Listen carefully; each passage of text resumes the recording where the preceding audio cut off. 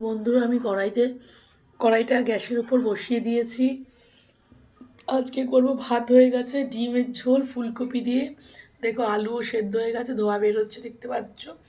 ডিম সেদ্ধ করে জলের মধ্যে রেখেছি, কেন কি না সেদ্ধ ডিম জলের মধ্যে রাখলে পরে ডিমগুলো ভাঙে না, গোটা গোটা যেমন গোটা দেখছো যেমন গোটাই বেরোবে, তার জন্য ঠান্ডা জল দিয়ে দিয়েছি।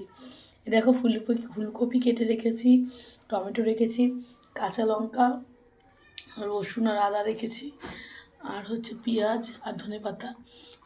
হালকা করেই করব, লাগলে আর একটু পেঁয়াজ দেবো। তো চলো বন্ধুরা, আমি এখন কড়াইতে তেল ঢেলে ফুলকপিটা ভাজি, ডিমটা ভাজবো, ফুলকপিটা ভাজবো। দেখতে পাচ্ছ কড়াইয়ের তেল এখন গরম হয়ে গেছে। আমি এখন ফুলকপিগুলো আস্তে আস্তে ছেড়ে দেবো।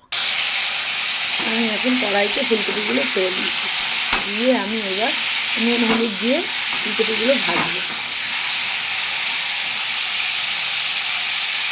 তেল বেশি দিয়েছি, কেন কিনা তেল ছাড়া তো ফুলকপি ভাজা হয় না। শীতকালের ফুলকপি বাঁধাকপিতে পর্যাপ্ত পরিমাণে তেল লাগে বন্ধুরা, নাহলে খেতেও ভালো লাগে না। তো চলো আমরা এখন ফুলকপিটা ভাজা শুরু করি। তো বন্ধুরা দেখো, আমি নুন হলুদ দিয়ে দিয়েছি, দিয়ে আমি এখন কপিটা ভাজবো।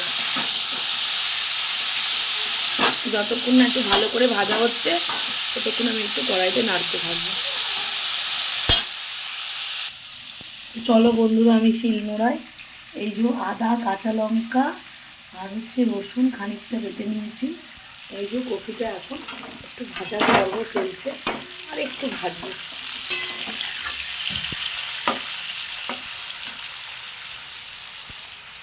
এখন আমি ডিমগুলো ছাড়াবো। বন্ধুরা দেখো, আমার ফুলকপিগুলো ভাজা হয়ে গেছে, এখন আমি ডিমগুলো ভাজবো। দেখো আমি কড়াইতে ডিমগুলো তুলে দিয়েছি, এখন ডিমগুলো ভাজছি, একটু হালকা করে ভেজে তুলে নেব।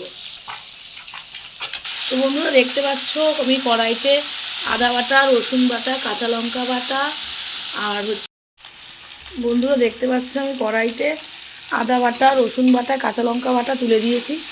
এখন আরও সব মশলাগুলো তুলে দেবো।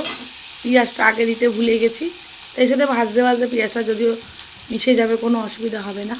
তো দেখো আমি এখন কড়াইতে পেঁয়াজও তুলে দিয়েছি, পেঁয়াজ আর একটা গোটা বড় টমেটো কেটে দিয়েছি। এগুলো এখন ভাজা হবে, হলুদও দিয়ে দিয়েছি।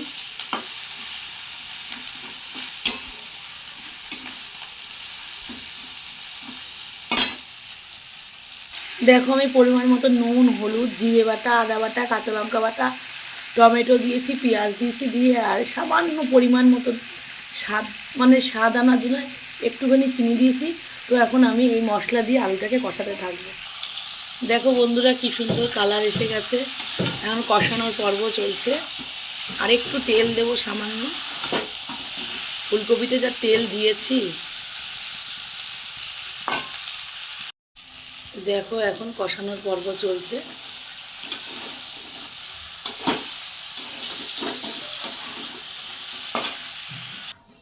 আলু, ফুলকপি আর ডিমটা আমি একটা বাটিতে রেখেছি।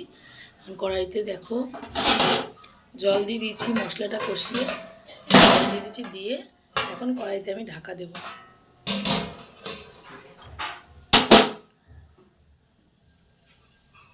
দেখো বন্ধুরা, এই ফাঁকে আমি একটু খেজুরের গুড় দিয়ে মুড়ি নিয়ে পড়েছি, টেবিলে বসে খাচ্ছি খেজুরের গুড় দিয়ে।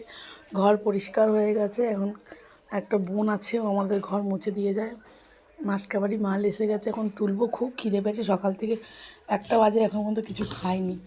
তার আমার আবার কোনো ফ্যাসিনেশন নেই, মা মরে গেছে, স্বামী নেই, কার ওপর জোর করব। যদিও আমার 2 ছেলে ভীষণ ভীষণ ভালো, কিন্তু সবসময় আমি কোনো সময় জোর করি না। গুড় দিয়ে মুড়ি খেয়ে নিচ্ছি, খিদের জ্বালায় কী করব। তো দেখো এখন ডিমের ঝোলগুলো হয়ে গেছে, আমি ডিম আর ফুলকপিটা নামিয়েছি, আস্তে আস্তে এবার আমি ঝোলটা নামাবো। বন্ধুরা আমার ডিম আলু ফুলকপির ঝোল রেডি। একটু একটা আলাদা পাত্রে রেখেছি, হলুদ কালার হয়েছে, কিন্তু মাঝে মাঝে কেন যে এরকম কালার আছে আমি বুঝতে পারি না। তো বন্ধুরা ভালো লাগলে একটা কমেন্ট, অন্তত লাইক অন্তত করো। সঙ্গে থেকো, পাশে থেকো, ভালো থেকো, সুস্থ থেকো। টাটা।